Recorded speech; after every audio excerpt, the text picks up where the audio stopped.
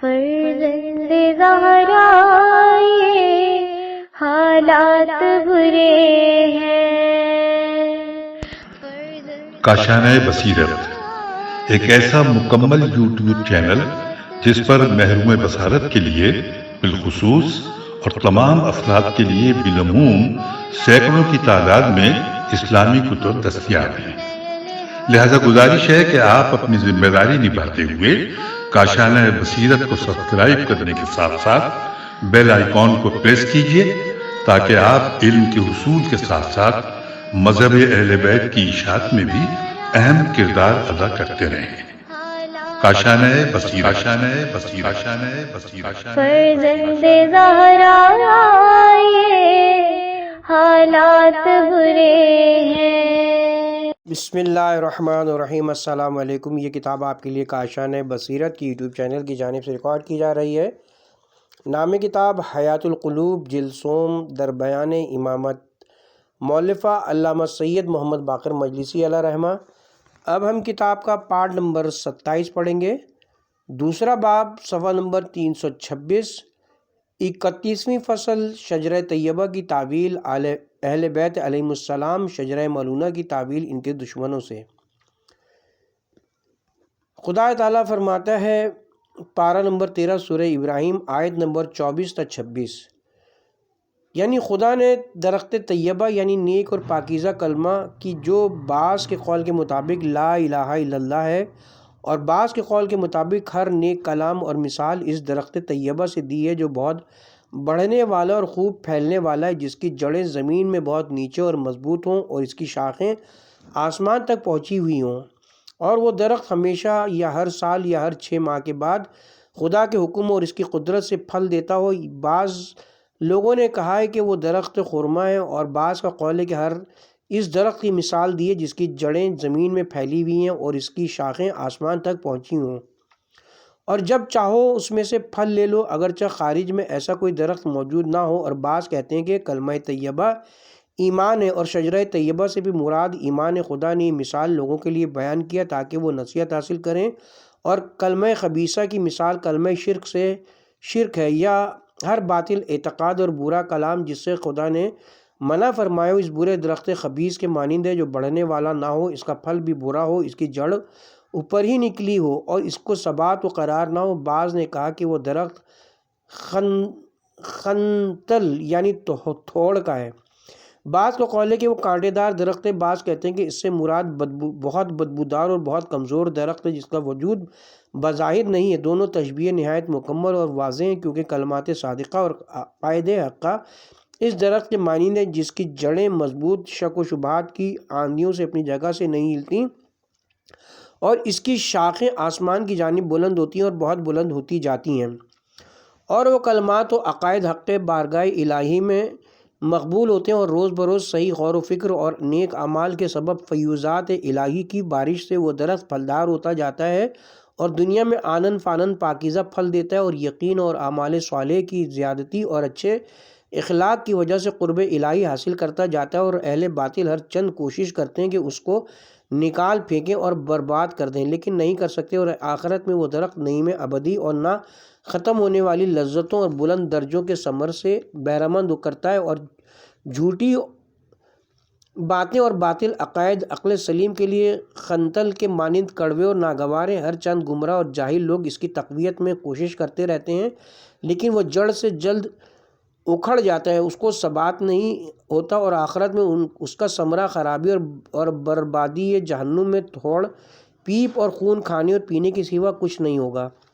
ان آیتوں کی تعویل میں خاصہ و عامہ نے جو حدیثیں ذکر کی ہیں، ان میں سے عامہ نے ابن عباس سے روایت کی ہے کہ جبرائیل نے جناب رسول خدا سے کہا کہ آپ ہی وہ درخت ہیں، اور علی اس کی شاخیں ہیں، اور حسن و حسین اس کے پھل ہیں۔ فردوس الاخبار میں جناب رسول خدا سے روایت کی ہے کہ میں وہ درخت ہوں، اور فاطمہ اس کی شاخ، اور علی و فاطمہ کے ذریعے سے اس میں پھل پیدا ہونے کی صلاحیت ہوتی ہے، اور حسن و حسین اس کے پھل ہیں، اور اہل بیت کے دوست اس درخت کے پتے ہیں، اور اس کے تمام اجزاء بہشت میں ہیں۔ اور کلینی و سفارہ اور ابن بابویہ نے حضرت صادق علیہ السلام سے روایت کی کہ جناب رسول خدا نے فرمایا کہ میں اس درخت کی اصل اور جڑ ہوں، اور امیر المومنین اس اس کے تنا ہیں، اور ان کی اولاد میں سے ائمہ اس کی شاخیں ہیں، اور ائمہ کا علم اس درخت کے پھل ہیں اور مومنین اس کے پتے ہیں۔ کیا درخت میں ان چیزوں کے علاوہ کچھ اور بھی ہوتا ہے؟ راوی نے کہا نہیں، خدا کی قسم۔ حضرت نے فرمایا کہ خدا کی قسم، جو مومن پیدا ہوتا ہے ایک پتا اس درخت میں نکل آتا ہے، اور جب کوئی مومن مرتا ہے اس درخت میں سے ایک پتا گر جاتا ہے۔ اور معنی الاخبار میں حضرت امام محمد باقر علیہ السلام سے روایت کی ہے کہ درخت رسول خدا ہے، اس کے تنا امیر المومنین شاخ جناب فاطمہ، اور اس کے پھل ان کے فرزند صلوات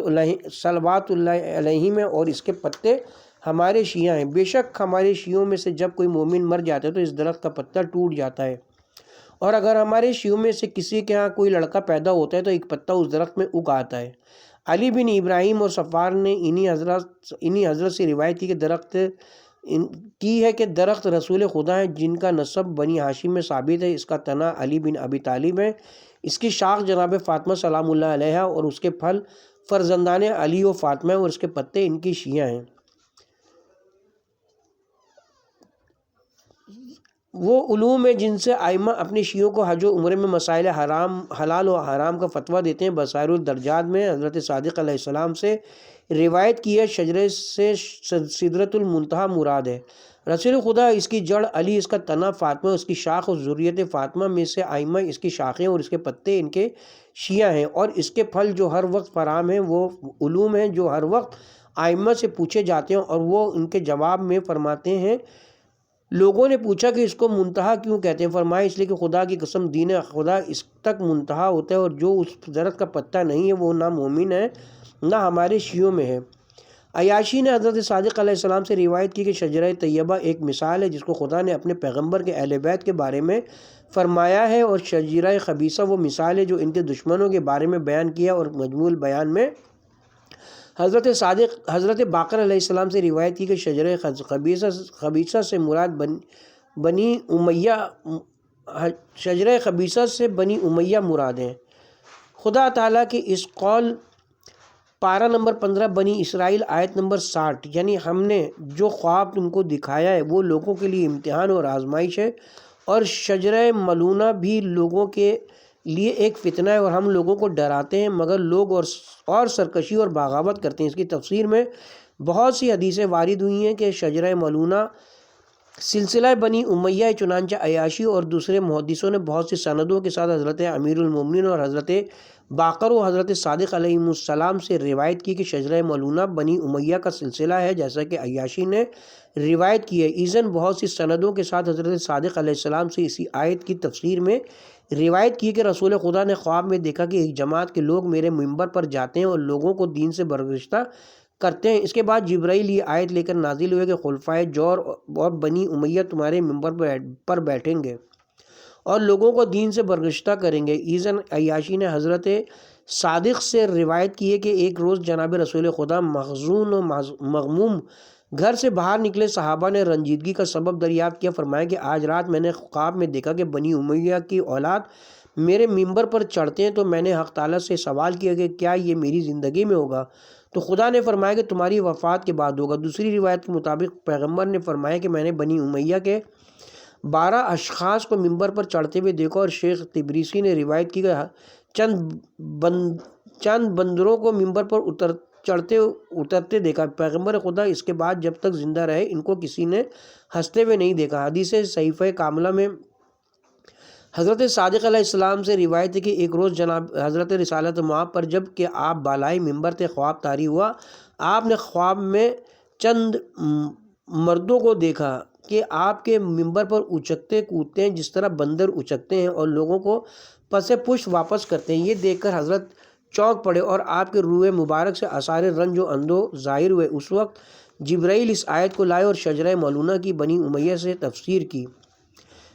شیخ تبریسی نے احتجاج میں اس مناظرے کے ضمن میں روایت کی جو حضرت امام حسن علیہ السلام اور معاویہ اور اس کے ساتھیوں کے درمیان ہوا تھا۔ امام حسن نے مروان بن حکم سے فرمایا کہ خدا نے تجھ پر اور تیرے باپ اور تیرے عزیزوں اور اولاد پر لعنت کی ہے، اور وہ لعنت تم سب کی سرکشی، کفر و گناہ کی زیادتی کا باعث ہوئی، جیسا کہ خداوند عالم نے فرمایا ہے وَالشَّجَرَةُ الْمَلْعُونَةُ فِی الْقُرْآنِ۔ اے مروان، تو اور تیری اولاد شجرہ ملونہ جن پر قرآن میں خدا نے لعنت کی ہے، اور ہم جو کہ اہل قرآن اور قرآن کے ظاہر و باطن کو جانتے ہیں، ہم اس شجرے سے جن کی مدح خدا نے ان الفاظ میں فرمائی ہے، یعنی علم قرآن ہم سے ہر زمانے میں لوگوں کے واسطے ظاہر ہوگا، اور ہمارے دشمن شجرہ ملونہ والے ہیں جو یہ چاہتے ہیں کہ ہمارے نور پھونک کر بجھا دیں، اور خدا بے شک ہمارے نور کو پورا کرے گا، اگرچہ کفار و منافقین انکار کریں اور نہ چاہیں۔ اگر منافقین اس آیت کے معنی سمجھتے جو میں نے بیان کیا تو یقیناً اس کو قرآن سے خارج کر دیتے، جیسا کہ قرآن سے بہت سی آیتیں نکال دی جو ہمارے مدح اور ہمارے دشمنوں کی مذمت میں بہت واضح تھیں۔ مولوی فرماتے ہیں کہ جو تعویلیں ان حدیثوں میں وارد ہوئی ہیں آیت کریمہ سے ان کا مطابق ہونا نہایت واضح، کیونکہ معلوم ہے کہ خدا نے ایمان و علوم حقہ کے متعلق یہ مثال بیان فرمائی ہے، اور یہ وہ امور ہیں اور ان کی تشبیہ ایک درخت سے دی ہے، اس لیے کہ خداوند عالم نے اکثر آیتوں میں روحانی لذتوں کی مثال جسمانی لذتوں سے دی، جو پست ہمت اور کم علم والوں کا مقصود ہے، اور معقول باتوں کی محسوس امور سے تشبیہ دی ہے، کیونکہ وہی جاہلوں کے علم کا سرچشمہ ہے۔ اسی طرح علم و ایمان اور اعمال صالحہ کی مضبوط اور ثابت درخت سے تشبیہ دی ہے جو اپنا سر آسمان تک بند کیے ہوئے ہیں، اس کی جڑ حضرت رسالت مآب ہے جو تمام کمالات کا سرچشمہ ہے۔ جس طرح اجزائے درخت اپنی غذا جڑ سے حاصل کرتے اور بڑھتے ہیں، اسی طرح تمام ائمہ علیہم السلام اور ان کی پیروی کرنے والے حضرت کی طرف منسوب ہونے کی وجہ سے ان سے بہرہ مند ہوتے ہیں، اور اس درخت کا تنا امیر المومنین ہے جو درخت کا اول نمو ہوتا ہے، اور درخت کی پہچان اسی سے ہوتی ہے، اور تمام اجزائے درخت اسی کی توسط سے فائدہ حاصل کرتے ہیں۔ اور جناب فاطمہ سلام اللہ علیہ اس درخت کی بڑی شاخ کی مانند ہے جو جناب رسالت مآب کے ساتھ تمام ائمہ کی انتساب کا باعث ہے، اور اسی توسط سے جہاں حضرت کا باعث ہے، اور اسی توسط سے حضرت کا نور ان میں اثر انداز ہے۔ اور دوسری شاخیں جو بڑی شاخ سے نکلتی ہیں تمام ائمہ علیہم السلام ان کی مثال ہیں، جن کے واسطے سے حضرت کے علوم مخلوقات کو پہنچتے اور حضرت پیغمبر اور امیر المومنین کے انوار سب کے سب ان میں جمع ہو گئے ہیں۔ جو شخص ان میں سے کسی شاخ کو پکڑ لیتا ہے وہ رفعت کے آسمان پر بلند ہو جاتا ہے، اور جو علوم ان سے خلق کو پہنچتے ہیں اور ان سے شیعوں کے دل اور روح تربیت اور قوت حاصل کرتی ہیں وہ اس درخت بلند کے پھلوں کے مانند ہیں، اور شیعہ جو ان کے علوم کے محافظ و حامی اور اچھے پھل ہیں جو اپنی جان کو ہلاکت میں ڈال کر ان پر فدا ہو جاتے ہیں اور ان کے علوم و معارف کو دوسروں سے پوشیدہ رکھتے ہیں، وہ اس درخت طیبہ کے پتے ہیں جو ان پھلوں کو ہوا کی مضرت اور آفتاب کی حرارت اور گرد و غبار سے محفوظ رکھتے ہیں، اور ان کو اپنے درمیان پوشیدہ رکھتے ہیں۔ اور ان حضرات کے دشمنوں کی مثال شجرہ ملونہ سے فرمائی ہے۔ بعض ان دشمنوں میں سے اس کی جڑ کے مانند ہیں جیسے اول و دوم، اور بعض اس درخت کی شاخ کے مثل ہیں جیسے بنی عباس وغیرہ، اور ان کے گمراہ پیرو اس درخت خبیثہ کے پتوں کی مانند ہیں، اور اس ملونہ درخت میں شبہات و شکوک اور ان کے باطل علوم ہے جو مثل خنتل کے ناگوار تلخ و بدمزہ ہیں، جو گمراہوں کے لیے ستم قاتل کی طرح ہے۔ اور پہلے درخت کی مثال درخت طوبہ کی سی ہے جو بہشت میں جس کی جڑ امیر المومنین کے خانہ اقدس میں، اور ہر شیعہ کے گھر میں اس کی ایک شاخ ہے یا وہ درخت سدرۃ المنتہا ہے۔ اور دوسرے درخت کی مثال آخرت میں زقوم تھوہڑ کا درخت ہے جو جہنم میں اگتا ہے، اس کا پھل دشمنان اہل بیت کی غذا ہے۔ اس مقام پر بہت سی باتیں قابل ذکر ہیں مگر اس کتاب میں ان کی گنجائش نہیں ہے۔ اس کے ساتھ ہی یہاں پر فصل نمبر 31 شجرہ طیبہ شجرہ ملونہ کی تعویل کا اختتام ہوتا ہے، اور صفحہ نمبر 300 سے آغاز ہوتا ہے 32ویں فصل۔ ائمہ علیہم السلام کی ہدایت سے متعلق آیتوں کی تعویل کا بیان۔ اس مطلب پر چند آیتیں بہت ہیں۔ پہلی آیت پارہ نمبر 9 سورہ اعراف آیت نمبر 181، یعنی ہماری مخلوقات میں ایک جماعت ہے جو لوگوں کی حق کی طرف ہدایت کرتی ہے اور حق کے ساتھ فیصلہ کرتی ہے۔ علی بن ابراہیم عیاشی کلینی صفار اور ابن شہر عاشوب وغیرہ نے بہت سی سندوں کے ساتھ حضرت باقر و صادق علیہ السلام سے روایت کی کہ اس سے مراد ائمہ آل محمد علیہ السلام ہے۔ محدثین عامہ میں سے حافظ ابو نعیم اور ابن مردویہ نے حضرت علی سے روایت کی کہ آپ نے فرمایا کہ اس امت میں 73 فرقے ہوں گے، 72 فرقے جہنم میں جائیں گے، 72 فرقے جہنم میں جائیں گے، اور ان میں کا ایک فرقہ بہشت میں جائے گا، اور وہ فرقہ وہ ہے جس کی شان میں خدا نے فرمایا ہے، اور وہ فرقہ ہمارے شیعہ اور عیاشی نے اسی طرح 2 حدیثیں حضرت امیر المومنین علیہ السلام سے روایت کی ہیں۔ دوسری آیت پارہ نمبر 21 سورہ عنکبوت آیت نمبر 69، یعنی وہ لوگ جو ہماری راہ میں جہاد کی کوشش کرتے ہیں، یقیناً ہم اپنے راستوں کی طرف ان کی ہدایت کرتے ہیں، اور اللہ بے شک نیک لوگوں کے ساتھ ہے۔ علی بن ابراہیم نے حضرت باقر علیہ السلام سے روایت کی کہ یہ آیت آل محمد علیہ السلام اور ان کی شیعوں کی شان میں نازل ہوئی، اور فرات نے انہی حضرت سے روایت کی کہ یہ آیت ہم اہل بیت کی شان میں نازل ہوئی ہے۔ تیسری آیت پارہ نمبر 11 سورہ یونس آیت نمبر 35، کیا وہ شخص جو لوگوں کی ہدایت حق کی جانب کرتا ہے اس کا زیادہ مستحق ہے کہ اس کی پیروی کی جائے، یا وہ جو بغیر ہدایت کرنے والے کے ہدایت نہیں پاتا؟ تم کو کیا ہو گیا ہے، تم کیسا حکم کرتے ہو؟ علی بن ابراہیم نے حضرت امام محمد باقر علیہ السلام سے روایت کی کہ جو لوگوں کو حق کی جانب ہدایت کرتا ہے وہ پیغمبر ہیں، ان کے بعد ان کی آل اطہار، اور جو بغیر ہدایت نہیں پاتا وہ ہے جو اہل بیت رسول کے بعد مخالفت کرتا ہے۔ اور ابن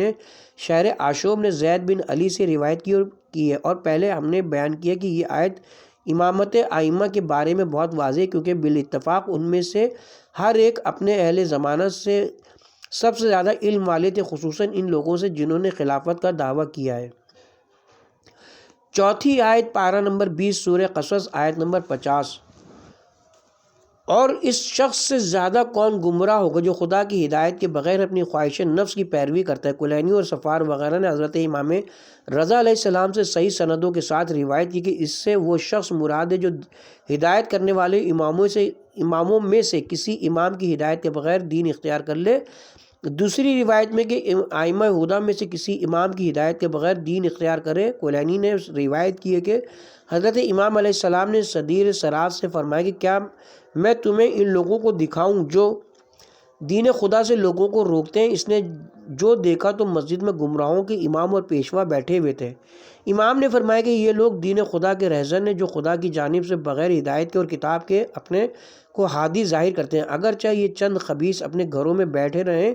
اور لوگ کسی کو خدا اور رسول پر جھوٹ باندھتے ہوئے نہ پائیں تو ہمارے پاس آئیں، اور جو کچھ خدا اور رسول کی جانب سے حق ہے ہم ان سے کہیں گے، پھر وہ لوگ گمراہ نہ ہوں گے۔ پانچویں آیت پارہ نمبر 16 سورہ طٰہٰ آیت نمبر 82، یعنی میں بہت بخشنے والا ہوں اس کو جو توبہ کرے۔ مفسرین نے کہا کہ یعنی شرک سے توبہ کر کے ایمان لائے، یعنی خدا اور رسول پر ایمان لائے، اور نیک اعمال بجا لائے، یعنی واجبات بجا لائے تو ہدایت پائے گا۔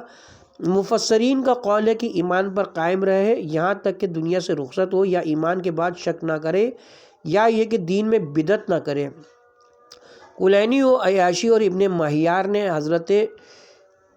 باقر و صادق علیہ السلام سے روایت کی ہے کہ ہم اہل بیت کی ولایت کی جانب ہدایت پاتا ہے۔ خدا کی قسم اگر کوئی شخص تمام عمر یا قیامت تک رکن و مقام کے درمیان عبادت کرے جو دنیا میں عبادت کی بہترین جگہ ہے، اور ہماری ولایت کے بغیر مر جائے تو خدا اس کو روز قیامت جہنم میں ڈالے گا۔ چھٹی آیت پارہ نمبر 16 سورہ طٰہٰ آیت نمبر 124، یعنی جو شخص ہدایت کی پیروی کرے وہ کبھی گمراہ نہ ہوگا اور نہ دنیا و آخرت میں تکلیف اٹھائے گا بلکہ عافیت سے رہے گا۔ ابن مہیار و کلینی اور دوسرے مفسرین نے حضرت صادق علیہ السلام سے روایت کی کہ جو شخص ائمہ علیہ السلام کی امامت کا قائل ہوگا اور ان حضرات کی پیروی کرے گا اور ان کے حکموں سے سرتابی نہ کرے گا، دنیا میں گمراہ نہ ہوگا اور آخرت میں تکلیف نہ اٹھائے گا۔ دوسری روایت کے بموجب جناب رسول خدا نے فرمایا کہ لوگوں ہدایت خدا کی پیروی کرو تاکہ ہدایت پاؤ اور نیکی و صلاح پر فائز ہو۔ خدا کی ہدایت میری ہدایت ہو اور میری ہدایت علی کی ہدایت ہے۔ جو شخص اس کی ہدایت کی پیروی میری زندگی میں اور میری وفات کے بعد کرے تو یقیناً اس نے میری ہدایت کی پیروی کی ہے، اور جس نے میری ہدایت کی پیروی کی تو بے شبہ اس نے خدا کی ہدایت کی پیروی کی اور وہ ہرگز گمراہ اور شقی نہ ہوگا۔ پھر فرمایا کہ پارہ نمبر 16 سورہ طٰہٰ آیت نمبر 124، یعنی جو شخص میرے ذکر سے روگردانی کرے تو اس کے لیے دنیا میں یا اس کے لیے دنیا میں یا قبر میں یا جہنم میں تنگی اور تکلیف کی زندگی، اور قیامت میں وہ اندھا محشور ہوگا۔ جس طرح دنیا میں ولایت علی سے اس کا دل اندھا اور وہ اپنے دین میں حیران رہے، آخرت میں بھی اندھا اور حیران رہے گا۔ 7ویں آیت، پارہ نمبر 16 سورہ طٰہٰ آیت نمبر 125۔ وہ کہے گا کہ اے میرے پروردگار، مجھے اندھا کیوں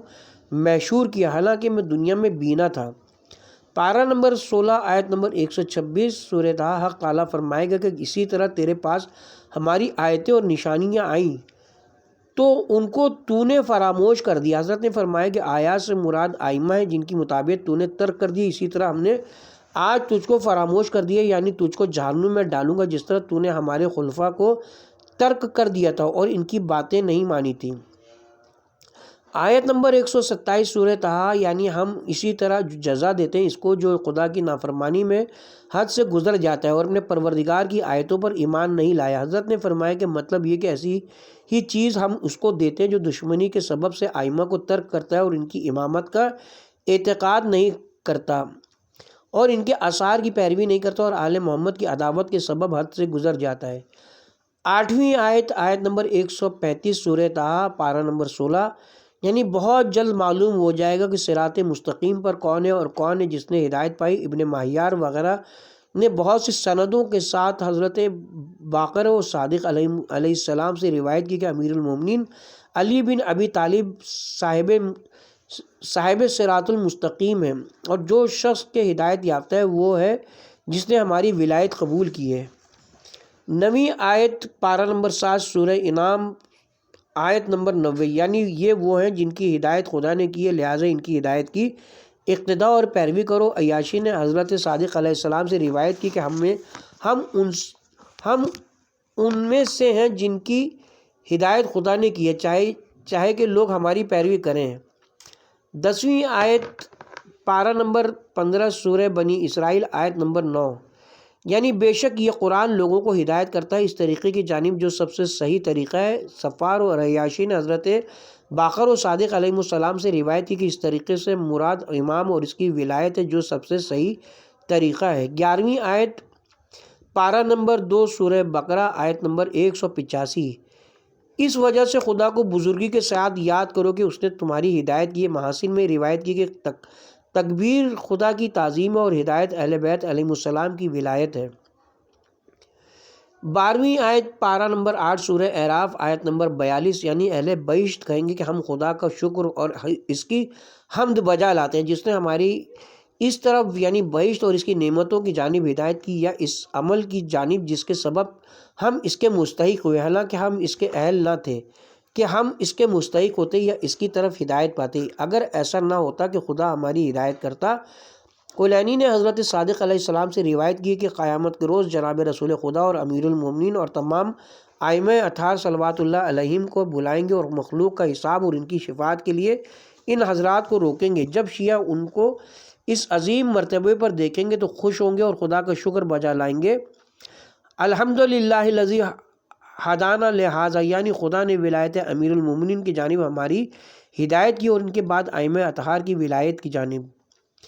13ویں آیت، آیت نمبر 59، پارہ نمبر 16 سورہ مریم، یعنی جن لوگوں کی ہم نے ہدایت کی اور ان کو چن لیا ہے، ان کے سامنے جب خدا بند رحمان کی آیتیں پڑھی جاتی تو وہ منہ کے بل سجدے میں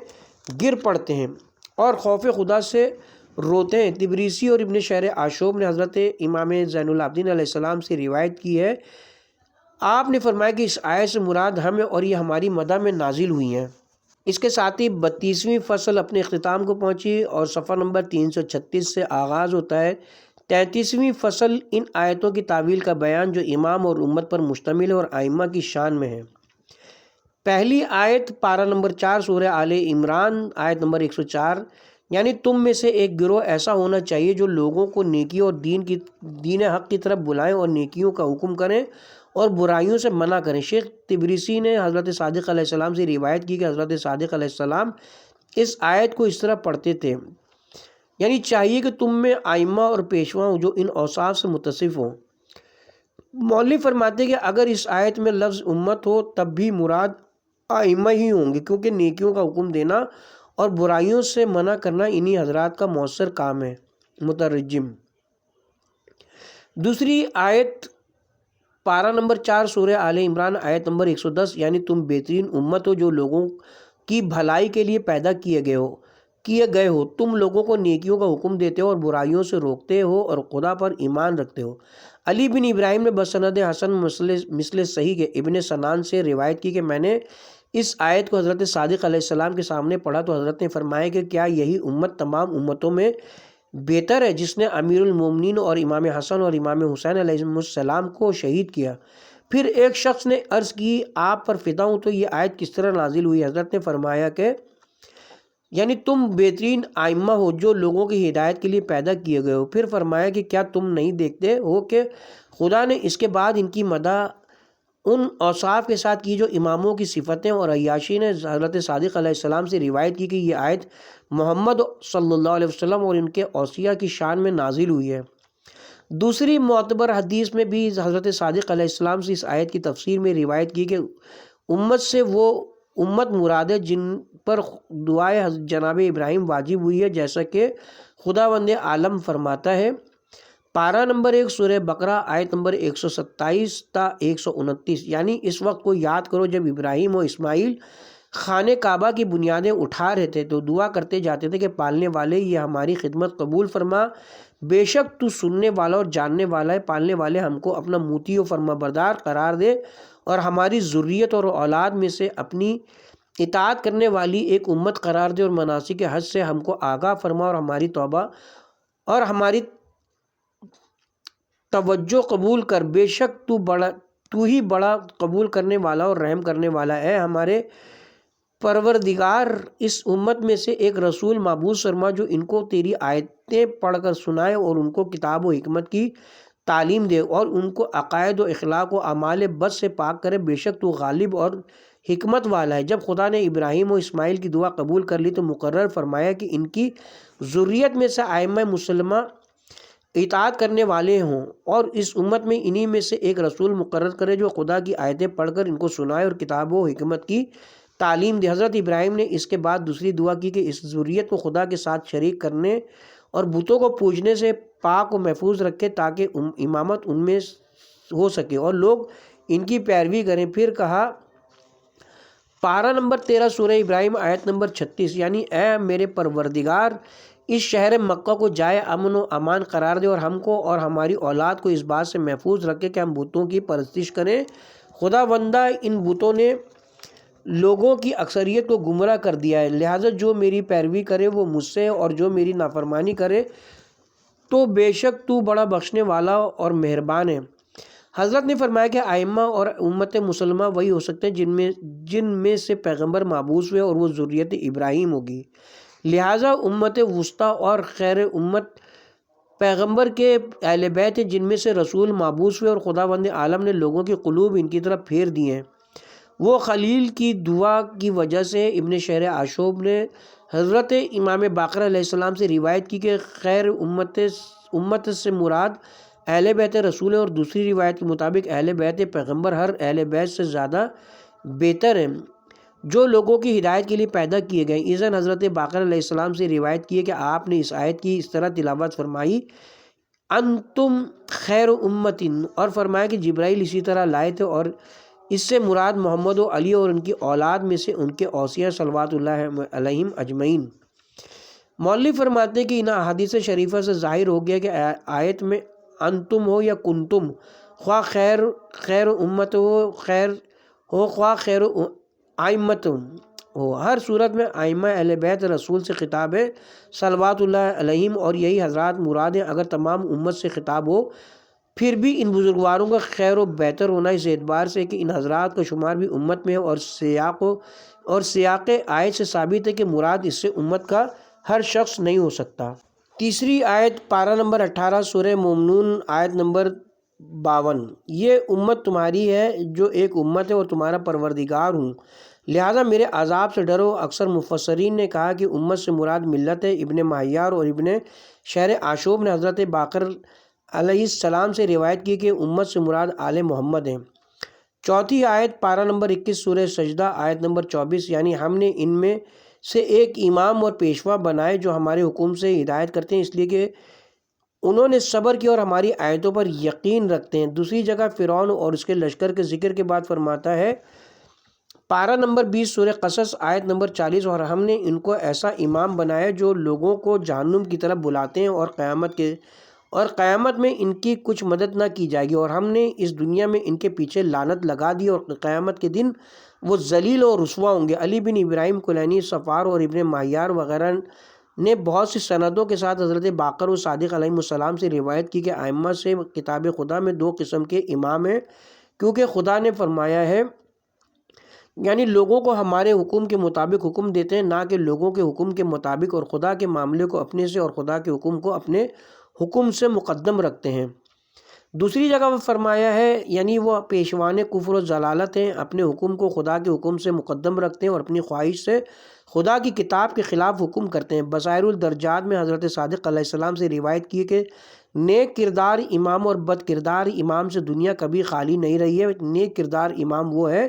جس کا ذکر پہلی آیت میں ہوا، اور بد کردار امام وہ ہے جس کا تذکرہ دوسری آیت میں ہے۔ اور دوسری روایت میں فرمایا کہ انسانوں کی اصلاح امام عادلی کرتا ہے، نہ کہ امام فاجر۔ اس کے بعد حضرت نے ان دونوں آیتوں کی تلاوت فرمائی اور امیر المومنین علیہ السلام سے اس سے روایت کی کہ ائمہ قریش سے ہیں نیک کردار نیک لوگوں کے اور امام ان میں سے بدکاروں کے امام میں۔ پھر اسی دوسری آیت کو امام نے پڑھا۔ فرات بن ابراہیم اور ابن ماہیار نے حضرت باقر علیہ السلام سے خدا کے اس قول کی تفسیر میں روایت کی کہ یہ آیت اولاد فاطمہ میں سے اماموں کی شان میں نازل ہوئی ہے اور انہیں سے مخصوص ہے کیونکہ وہ خدا کے حکم سے لوگوں کی ہدایت کرتے ہیں، اور ابن ماہیار نے انہی حضرات سے روایت کی کہ یہ آیت ذریت فاطمہ میں سے اماموں کے لیے نازل ہوئی ہے اور روح القدس ان کے سینے میں وہی نازل کرتے ہیں۔ مولوی فرماتے ہیں کہ اس بارے میں حدیثیں بہت ہیں، جس قدر میں نے ذکر کر دیا ہے وہی صاحبان عقل کے لیے کافی ہیں۔ اگر کسی کو وہم ہو کہ آیت اول حضرت موسیٰ و بنی اسرائیل کے تذکرے کے بعد وارد ہوئی ہے اور دوسری جگہ بھی جناب اسحاق و یعقوب اور تمام انبیاء کے ذکر کے بعد اسی کے مثل نازل ہوئی ہے، اور دوسری آیت فرعون اور اس کے لشکر کے تذکرے کے بعد واقع ہوئی ہے، تو کیسے ہو سکتا ہے کہ پہلی اہل بیت علیہ السلام کی شان میں اور دوسری ان کے دشمنوں کے بارے میں ہو؟ جواب یہ کہ بار بار یہ ذکر ہوا ہے کہ خداوند عالم گزشتہ لوگوں کے قصے قرآن میں اس لیے ذکر فرماتے ہیں کہ یہ امت ان سے نصیحت حاصل کرے اور ان کی نظیر اس امت میں جاری کریں، لہٰذا ظاہری آیت تو انہی گزشتہ لوگوں کے بارے میں ہے، لیکن باطنی ان لوگوں کے حق میں ہوگی جو اس امت میں ان کے مثل ہیں۔ بنی اسرائیل کے انبیاء کی نظیر اس امت میں جناب رسول خدا ہیں جو ان کے بعد ائمہ طاہرین ہیں صلوات اللہ علیہم، اور ان کے دشمنوں کی نظیر فرعون اور قارون اور نمرود، اور انہی کے ایسے لوگ ہیں اس امت میں خلفائے جور اور دشمنان اہل بیت علیہم السلام ہوں گے۔ لہٰذا وارد ہوا ہے کہ فرعون و حامان و قارون اول و دوم و سوم ہے، نیز اس امت کا سامری دوم اور گوسالہ اول ہے، اس لیے کہ قرآن میں بہت سی آیتیں ایسی ہیں جن کا ابتدائی حصہ کسی کی شان میں اور آخری دوسرے کے بارے میں۔ 5ویں آیت پارہ نمبر 2 سورہ بقرہ آیت نمبر 143، یعنی ہم نے اسی طرح تم کو درمیانی یا بہتر امت قرار دیا ہے تاکہ لوگوں پر گواہ رہو، اور ائمہ طاہرین سے بہت سی حدیثیں منقول ہے کہ ہم امت وسط اور درمیانی امت اور خلق پر خدا کے گواہ ہیں اور زمین پر اس کی حجت ہیں۔ اس بارے میں بہت سی حدیثیں بیان ہو چکی ہیں۔ 6ٹھی آیت کل شیء احصیناہ فی امام مبین پارہ نمبر 23 سورہ یاسین آیت نمبر 12، یعنی ہم نے کل چیزوں کا علم بیان کرنے والے امام میں جمع کر دیا۔ اکثر مفسرین نے کہا کہ امام مبین سے لوح محفوظ مراد ہے، لیکن بہت سی حدیثوں میں ہے جو ائمہ اطہار علیہ السلام سے منقول ہے کہ امام مبین علی بن ابی طالب ہیں جن کی ذات میں خداوند عالم نے تمام چیزوں کا علم اکٹھا کر دیا، اور معنی الاخبار میں حضرت امام محمد باقر علیہ السلام سے روایت کی کہ جب یہ آیت جناب رسول خدا پر نازل ہوئی ابو بکر و عمر کھڑے ہو گئے اور پوچھا یا رسول اللہ کیا امام مبین سے مراد توریت ہے؟ فرمایا نہیں۔ پوچھا کیا انجیل ہے؟ فرمایا نہیں۔ پوچھا تو پھر قرآن ہوگا؟ فرمایا نہیں۔ اسی وقت جناب امیر تشریف لائے، حضرت نے ان کی طرف اشارہ کر کے فرمایا کہ امام مبین یہ ہے جس کو ہر چیز کا علم خدا نے عطا فرمایا۔ اس مضمون پر حدیثیں بہت ہیں جو انشاءاللہ انہی حضرت کے حوالے میں بیان کی جائیں گی۔ اس کے ساتھ ہی فصل نمبر 33 امام اور امت پر مشتمل حدیثیں اپنے اختتام کو پہنچی، اور ساتھ ہی اب ہم کتاب کے پارٹ نمبر 27 کا بھی اختتام کرتے ہیں، اور پارٹ نمبر 28 کا آغاز 34ویں فصل سے کریں گے انشاءاللہ۔